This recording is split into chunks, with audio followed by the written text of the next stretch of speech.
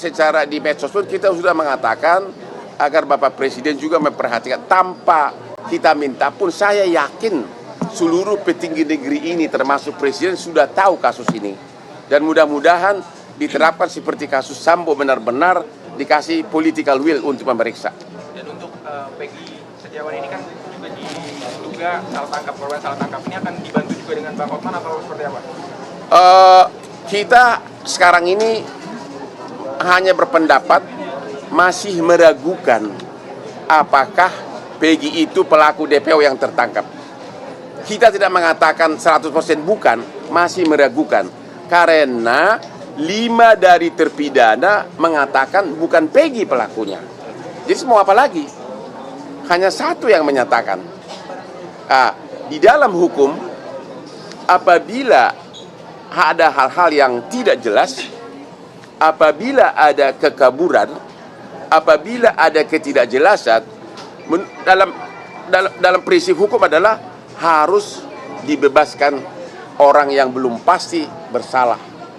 Ya, kalau masih ada keraguan-raguan, nggak boleh langsung divonis. Ya. Apa? Kenapa?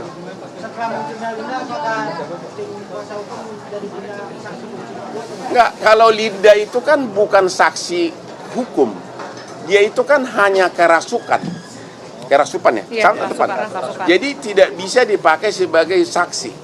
Bukan saksi yang diakui oleh undang-undang.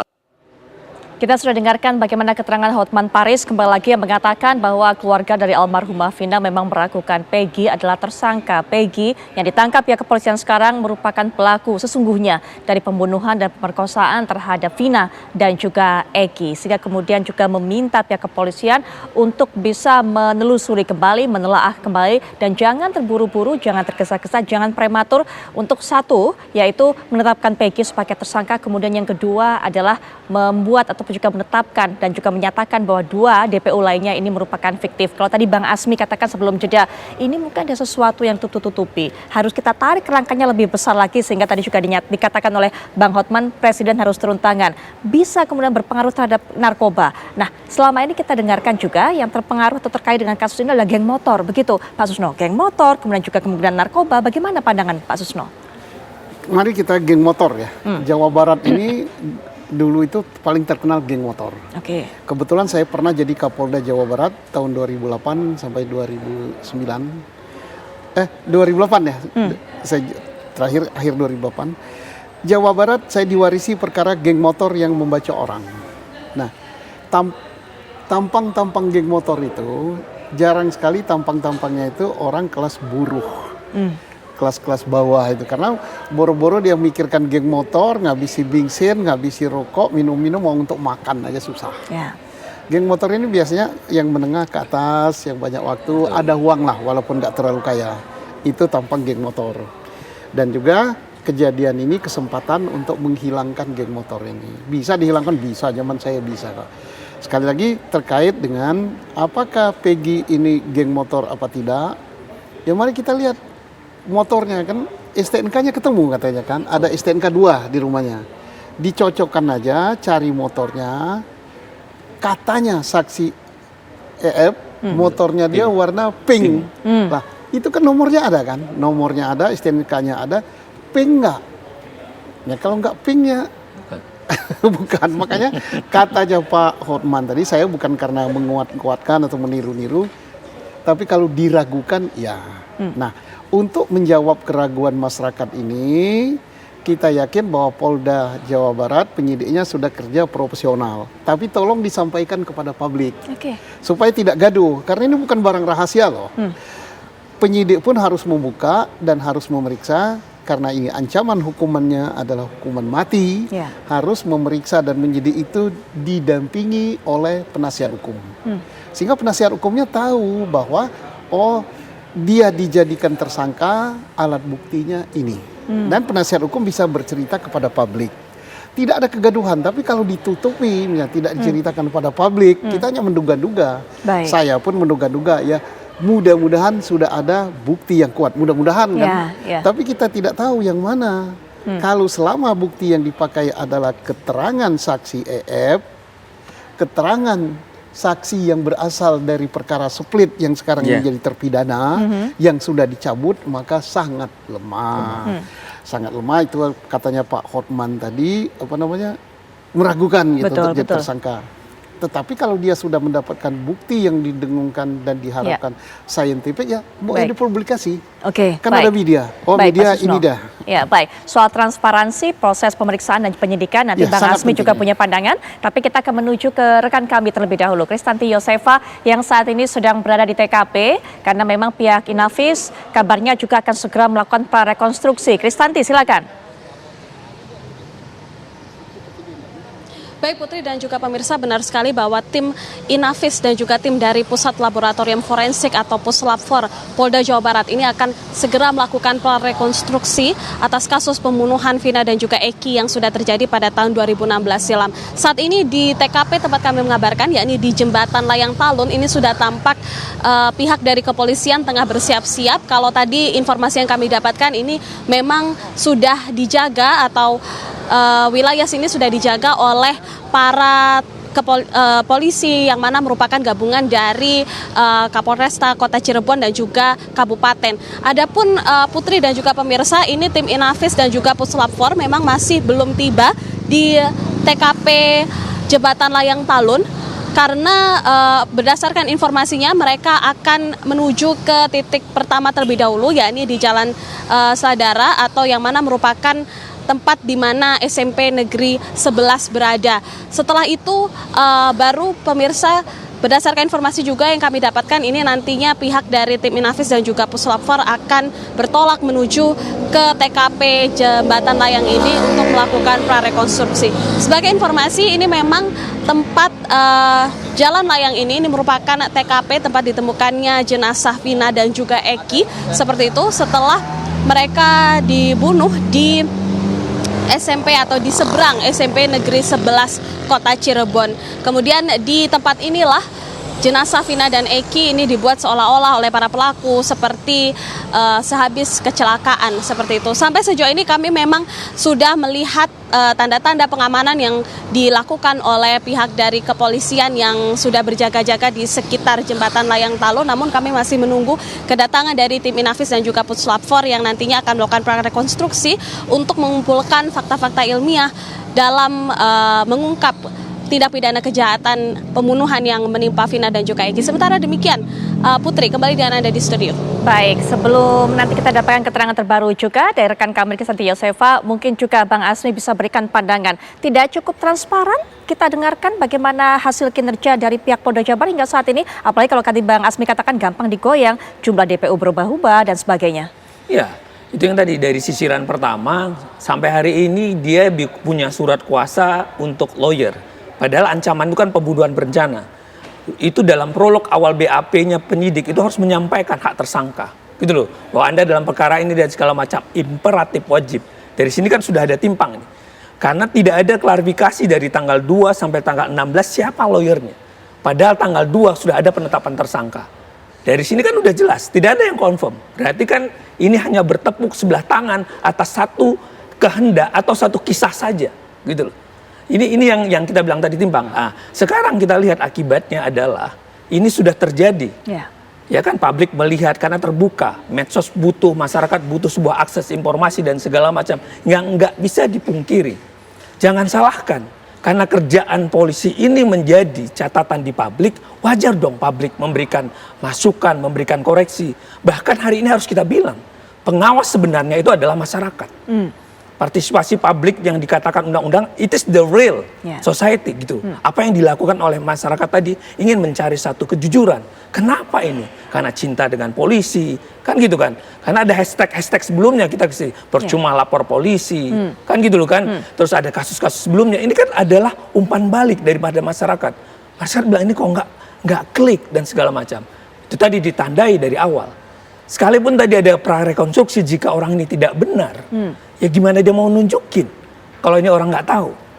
I'm so sorry, jangan-jangan ini adalah orang lain atau ada geng lain. Maksudnya? Ada geng lain, bukan orang ini yang berbuat. Saya takut nanti jadi ini adalah miscarriage of justice, yaitu adalah peradilan sesat bahwa memproses hukum orang yang tidak bersalah. Ini bahaya, gitu loh. Akibat dari yang tadi, ada celah-celah lubang yang tidak clear dari penyidikan. Bagaimana bilang terang? Karena ada sesuatu yang ditutupi. Kenapa ditutupi? Berarti ada sesuatu yang tidak ingin diketahui. Why? Simple logikanya. Karena ini tidak duduk. Kok sampai 8 tahun bisa digoyang-goyang? Betul. Berarti ada kepentingan yang lebih besar dong. Anda menilai seperti itu? Iya dong. Tidak mungkin ada sesuatu. Walaupun kita tidak bisa juga memastikan hal itu. Makanya hanya kejujuran dan hati nurani penyidik lah. Termasuk orang-orang yang memeriksa tanggal pada waktu penangkapan dan penahanan dan pemeriksaan itu. Baik. Tolong diaudit di situnya. Oke, Bang Asmi, soal audit investigasi nanti juga mungkin Pak Susno bisa berikan pandangan, tapi saya bawa Anda terlebih dahulu untuk bisa melihat ini produser dari film Vina. Ini juga memberikan pernyataan mengenai film ini yang memang disebutkan ini adegan-adegannya tidak dibuat sesuai dengan BAP. Kita akan dengarkan bersama. Kan sebuah film itu harus mempunyai pesan yang mau disampaikan ya. Ya pesan-pesan film ini kan ada 3 yang penting. Itu satu mengenai bahayanya bully, kedua mengenai geng motor liar, ketiga mengenai pergaulan. Itu 3 pesan itu yang penting sekali yang dari awal saya bicara sama keluarga almarhumah dan tim saya juga, itu yang kita mau angkat gitu. Kita mau kasih awareness untuk bully awareness gitu. Itu semua kan berdasarkan dari video kesurupan lagi. Ya, kesurupan itu kan menyatakan bahwa 3 DPO ya. Ini kan namanya film ya. Film itu kan kreatif ya. Dan pasti sebuah film itu pasti ada didramatisi juga gitu. Dan itu awalnya kita mengangkat itu dan narasumber kita ya keluarga almarhumah gitu. Semua kita tanya keluarga almarhumah dan kita cocokin dengan media yang tahun 2016. Mencari tahu ke pihak keluarga kan seperti kita ada peran di film ini yang sebagai YouTuber ya. Namanya Dani. Itu kan namanya film harus ada dramatisasi yang tadi saya bilang. Kita cross check sama keluarga dan kita cross check juga dengan media-media yang tahun 2016. Dan emang di sana menyatakan bahwa masih ada 3 DPO gitu. Saya melihatnya positif. Pertama kita membuat film ini kan mengenai 3 poin yang tadi saya sebut. Ternyata film tayang di hari ketiga, hari keempat karena dorongan netizen, polisi juga bersamaan membuka kasus ini. Dan saya melihatnya positif untuk keluarga almarhumah kan. Keluarga almarhumah at least mendapat penjelasan keadilan gitu. Karena selama 8 tahun ini keluarga sendiri yang bilang bahwa mereka tidak tahu apa-apa. Sebuah film pasti ada pro dan kontra, ada yang nggak suka, ada yang suka. Tapi saya melihat so far banyak yang pro gitu, apalagi dengan pertama emang mereka menyebut ini ada adegan eksploitasi gitu. Tapi itu juga saya tanyakan ke keluarga, itu yang sebenarnya terjadi dengan almarhumah. Dan kita kan mempunyai lembaga sensor film, lembaga sensor film juga mengerti perihal ini, makanya dikasih rate 17 tahun ke atas gitu. Ini nggak provokatif dari mana? Dari film ini nggak ada provokatifnya, karena film ini saya bilang narasumber dari keluarga. Di ending film ini kita juga menyebut bahwa berdasarkan video kesurupan dari teman almarhumah gitu. Jadi tidak provokatif lah. Harus bisa dibedakan ini film dan fakta-fakta yang lain harus bisa dibedakan. Enggak. Kita tidak membaca BAP. Lagi-lagi saya bilang itu udah masuk ke arena hukum. Karena BAP itu yang baca kalau nggak salah, kalau saya koreksi kalau saya salah, yang baca adalah keluarga pada saat tahun 2016.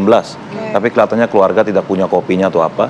Dan kita tidak menyangkut ke BAP karena lagi saya bilang itu udah hukum ya. Kita sudah mendengarkan bagaimana pernyataan keterangan dari produser film Vina ini yang menyatakan bahwa film tersebut memang dibuat berdasarkan cerita dari keluarga almarhumah Vina, bukan berdasarkan BAP. Sehingga kemudian ini membuat masyarakat mengatakan bahwa memang pihak kepolisian kembali membuka kasus ini dan juga mencari titik terang karena film ini booming kembali. Tapi juga ada yang mengatakan beredarnya film ini menjadi gaduh. Nah, untuk bisa memberikan pandangan mengenai hal ini sudah ada secara daring atau sudah hadir secara daring yaitu Ketua Lembaga Sensor Film yaitu ada Pak Romi Fibri. Selamat malam Pak Romi. Selamat malam. Baik Pak Romi, kita tahu Suara memang Pak Romi, kami bisa mendengar suara Pak Romi. Banyak sekali reaksi dari masyarakat pro dan kontra mengenai film ini. Bahkan saat ini ada yang mengadukan film ini akan melaporkan karena mengatakan film ini menjadi gaduh, begitu kan? Nah, Pak Romi, kita ingin tahu sebenarnya bagaimana asesmen yang dilakukan, kontrol yang dilakukan pihak LSF untuk bisa mengedarkan film tersebut atau memberikan status kepada film tersebut layak tayang. Silakan Pak Romi. Iya, jadi semua film yang akan ditayangkan di bioskop, TV, ya kemudian bahkan festival gitu, itu selalu disensor oleh LSF dan mereka menyensorkan ke LSF. Nah, prosesnya juga sama standarnya. Dikirim materinya, kemudian ditonton oleh tim sensor, kemudian dinilai, dilihat secara seksama, baik dari sisi kandungan, konten, kemudian tata nilai dan segala macam. Dan film Vina ini sudah dilihat oleh tim, kemudian berdasar kandungan yang ada, dengan proporsi kandungan yang ada, akhirnya diklasifikasikan menjadi 17 tahun ke atas.